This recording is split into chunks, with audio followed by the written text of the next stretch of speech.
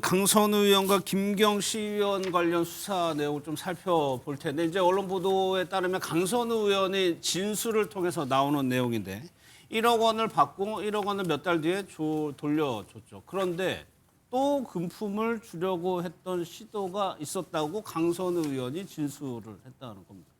근데 거 의원님, 이게 쇼핑백을 건넨 장소, 여기는 호텔이었거든요, 처음에는. 돌려준 다음에 다시 쇼핑백을 들고 온 곳이 의원회관이에요. 그러니까 의원회관에 금품을 들고 와서 전달하려고 했다는 거거든요.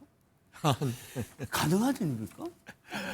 간 부었죠, 간 부. 근데 저분은 네. 돈을 주고 무슨 공천을 따내거나 돈을 주고 이권을 챙기거나 하는 거는 굉장히 익숙해 있는 분이에요. 보통 사람들 같으면은 쇼핑백에 돈을 담아서 이렇게 의원회관에 와서 준다는 거는 상상도 못 하죠. 네. 상상도 못 할 일이고. 근데 이거는 저는 이런 각도로 봐요. 이 강선우, 김경 이분들이 서로 자기한테 유리한 알바이를 만들기 위해서 이제 하나씩 꺼내는 거예요. 그렇죠. 처음에는 네. 김경 시의원 같은 경우가 이렇게 얘기했어요. 내가 먼저 돈을 주겠다고 한 게 아니라 강선우 쪽에서 먼저 돈을 달라고 해서 좋다라고 얘기를 했단 말이에요. 네. 그런데 이제는 그걸 돌려줬다고 얘기를 하잖아요. 강선우가. 근데 이제 강선우 의원은 내가 돈을 돌려준 게 한 번뿐이 아니다. 그때 돌려준 거 아니라 그 이후에도 이 사람 김경은 계속해서 돈을 주고 나한테 뭘 하려고 부탁하려고 내가 계속 돌려줬다. 이걸 만드는 거예요. 만드는 건데 저는 그렇죠. 이걸 보면서 왜 이분들을 지금 구속영장을 집행 안 하고 밖에 놔두면서 저렇게 자기들 유리한 거짓말을 하고 증거인멸을 할 시간을 아직도 경찰이 주는지를 모르겠고요. 그리고 이 사건을 보면서 우리는 지금 돈을 김경 그다음에 이 강선우가 돈이 왔다 갔다 한 걸로만 바라보는데 이거는 공천 뇌물인 게 문제예요. 보세요. 2022년 4월 달에 이 일이 터지기 전에 녹음 파일로 보면은 그 전날 컷오프 대상이었다는 거 아닙니까? 네. 컷오프 대상이라서 당시에 이 공천심사위원회 간사하던 김병기 간사 의원도 야 이거 컷오프야 이거 계속 봐줄 수 없어 이렇게 얘기했단 말입니다. 그리고 강선우 의원은 살려주세요 그러면서 내가 왜 그런지 모르겠어요 돈을 받았다. 그런데 그 다음 날 김병기 공천관리원회 간사는 공천심사장에 나타나지 않고 컷오프가 됐던 사람이 단수공천을 받아버린 거 아닙니까? 네. 그게 이제 문제, 그 실체를 밝혀야 돼요. 지금 자꾸 이 수사를 축소하거나 은폐한다는 생각이 드는 것이 지금 김경이 돈을 어디서 줬느냐, 언제 돌려줬느냐 이것만 가지고 지금 논란이 가는데 더 큰 문제는 왜 그러면 하루 만에 컷오프 대상자가 하루 만에 단수공천자로 바뀌었냐 여기에 뭐가 있었는지 이 부분들을 밝혀내는 게 수사의 핵심이다.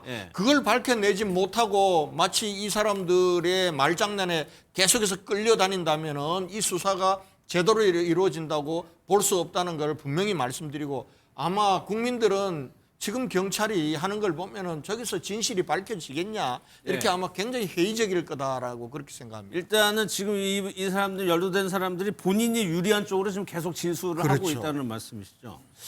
박 의원께서 보시기에는 그 강제수 구속영장 이제 검토 얘기만 좀 나오고 있는데 필요하다고 보세요? 강선우 의원에 필요하기도 하고 가능성도 상당하다고 봅니다. 왜냐하면 강선우 의원의 지금까지의 진술을 보면 처음에는 아예 부인을 하다가 나중에는 받았지만 본인이 받은 건 아니고 사무국장이 받았다고 그러길래 즉시 돌려주라 그랬다라고 했다가 또 이제 경찰 수사 받고 난 이후에는 바로 돌려준 게 아니고 나중에 돌려줬다 이렇게 계속 진술이 바뀌고 있어요. 그리고 지금 저렇게 두 번에 걸쳐서 추가적인 쇼핑백 전달을 하려고 했다는 것도 지금 강선우 의원의 진술인데 그것도 본인이 거절했다고 하지만 고지고대로 믿기 어려운 상황이 아닌가 싶습니다. 때문에 어쨌든 김경 의원이나 강선우 의원이나 각자에게 유리한 진술을 하고 있지만 지금 김경 의원 같은 경우에는 먼저 어쨌든 자수서를 통해서 1억 줬다는 사실을 진술을 했고 그리고 이제 본인이 뭐 의원직 사퇴까지 지금 하면서 어쨌든 처벌을 좀 줄이기 위해서 애를 쓰고 있고 그렇다고 처벌을 안 받는 거 아닙니다. 처벌을 받게 되어 있습니다. 그러니까 처벌을 감수하고 공여자가 하는 얘기가 사실에 가깝다고 볼 수 있거든요. 물론 본인도 본인에게 유리한 진술을 하고 있다고 보입니다만. 때문에 이제 강선우 의원이 그동안에 얘기했던 진술을 사실로 보기가 어렵고 그냥 뒀을 때 뭐 증거인멸의 우려나 여러 가지 우려가 있기 때문에 그리고 이게 1억이라는 돈이 어마어마한 처벌을 받는 돈입니다. 저게 공천대가성 뇌물로 인정되면 징역 10년 이상의 형이 나오는 특가법상의 중죄입니다. 예. 때문에 그것만으로도 구속 수사의 필요성이 상당하다고 볼 수 있을 것 같고요. 예. 지금까지 본인이 했던 그 말들이 신빙성이 떨어지기 때문에 증거인멸의 우려가 그 자체로서 있다. 그런 면에서 구속 필요성도 있다고 보고 또 가능성도 상당하다고 봅니다. 예. 김경시 의원 관련해 가지고 여러 가지 이제 다각도로 취재하고 보도가 나오고 있는데 김경시 전 이게 PC를 이미 제출했는데 거기에 뭐 녹취 파일이 예. 있었나 봐요. 그런데 정황입니다. 이제 다른 의원에게도 무언가 금품 로비를 시도하려고 했던 정황이 나왔다. 그러니까 김경시 의원 정치를 이런 식으로 금품을 가지고 정치를 했을까? 거기 굉장히 익숙한 사람 같아요. 그러니까 서울시 의원이 이제 강서갑에서 되기 전에는 비례를 했다는 거 아닙니까? 서울시 의원 비례 몫으로 됐는데 그때도 지금 언론 보도에 따르면 당시 서울시당위원장이었던 안규백 의원에게 500만 원이 이제 맥시멈 후원금인데 500만 원 후원금을 냈던 것은 확인이 돼 있습니다. 그러니까 뭐 그건 불법적인 건 아닙니다만 네. 그런 식으로 자기가 시의원이 되고 또 구청장 후보가 되고 자신의 정치적 이익을 위해서 필요한 권한을 가진 사람에 대해서는 물불 안 가리고 돈을 갖다 주는데 익숙한 사람 같아요. 그렇게 해서 서울시의 비례의원이 됐고 비례의원 임기 끝나서 다음 재선을 하려고 하다 보니까 안규백 의원이 소속돼 있는 동대문구가 여의치 않아서 강서갑으로 갔던 거고 네. 강서갑에 가서 강선 의원에게 저렇게 돈을 던진 거고 준 거고 그 돈을 때문에 지금 권영진 의원이 말씀하신 것처럼 그 전날 컷오프 대상자가 하룻밤 사이에 단수 공천을 받으면서 재선에 화려하게 등장했던 거 아니겠어요? 그러니까 그 다음에 나타난 건 또 강서구청장 보궐선거에 또 필요한 사람이 있다고 하니까 지금 이른바 김경 시의원을 보좌했던 정책지원관에 이미 제출된 PC의 녹취 파일을 보면 다른 당직자와 통화해서 필요한 사람이 있고 누구한테 뭐 했으면 좋겠고 누구한테도 500을 줬고 누구한테는 많이 달라고 다 줬다더라. 이런 이야기들이 지금 막 정황상 나오고 있는 겁니다. 예. 그러면 단순히 이게 지금 문제가 돼서 확인되어 있는 강선우 의원에게만 줬겠느냐. 예. 민주당에 필요한 요소의 그런 결정 권한을 가진 사람한테 곳곳에 돈을 뿌렸을 가능성이 저는 개연성이 충분히 있다고 생각이 듭니다. 예. 그래서 경찰이 지금도 벌써 하루하루 시간이 계속 가고 있어요. 지금 3자 진술 확보한 다음에 서로 진술이 엇갈리는데 지금 뭐 어떻게 하는지 지금 결론도 안 나오고 있지 않습니까? 빨리 경찰이 신속하게 이런 돈을 주고받은 범죄에 관한 것은 정말 밀행성과 전격성이 가장 중요합니다. 예. 신속하게 전격적으로 몰래 빨리 수사를 해서 구속할 사람 구속하고 신병을 확보할 사람 확보해서 예. 정말 진상을 명명백백하게 규명해야 된다고 생각합니다. 현재 수준에서는 정황이긴 합니다만 다른 현역 의원들 뭐 이제 임명으로 나오고 있고 민주당에서도 이 사안을 뭐 당적으로는 아니더라도 좀 예의주시해서 좀 보고 계실 것 같아요. 엄중히 바라보고 있죠. 사실 이 사건이 터졌을 때 당에서는 할 수 있는 가장 이제 강력한 조치를 취했죠. 예. 강선호 의원 같은 경우도 탈당했음에도 불구하고 제명 처리하기도 했고 또 그리고 수사에도 적극 협조하겠다는 입장을 지금 가지고 있는 거죠. 제가 봤더니 김경 시의원이 정치를 처음에 아주 잘못 배운 것 같아요. 사실 뭐 공천원금, 공천뇌물 이런 거는 20년 전이나 있었던 그런 아주 구태 아닙니까? 예. 더불어민주당에서는 정말 박물관이나 박제되어 있을 그런 행태인데 너무 쉽게 막 이렇게 돈을 가지고 시의원 자리라든지 보궐선거라든지 이런 것들을 준비하는 그 모습들을 보면서 그럼 왜 강선호 의원한테 그랬을까를 보면 네. 강선호 의원이 이제 당시에 처음으로 이제 국회의원이 됐었잖아요. 정치 경험이 많지 않으니까 또 그리고 본인이 이제 그 비례대표 시의원 한 번 하고 지역구 시의원을 찾는데 또 강서구가 마침 또 거기에 보여지고 또 보궐선거도 강서구청장 보궐선거가 생기니까 그리고 또 이제 강선호 의원 같은 경우는 정치 초년생이고 이렇게 하다 보니까 그쪽을 통해서 그런 그 기회를 많이 얻으려고 했던 것 같은데 뭐 어떠한 뭐 그 변명으로도 저거는 뭐 할 수 없는 거고 엄정한 네. 수사 통해서 진실을 명백히 규명해야 될 것이고요.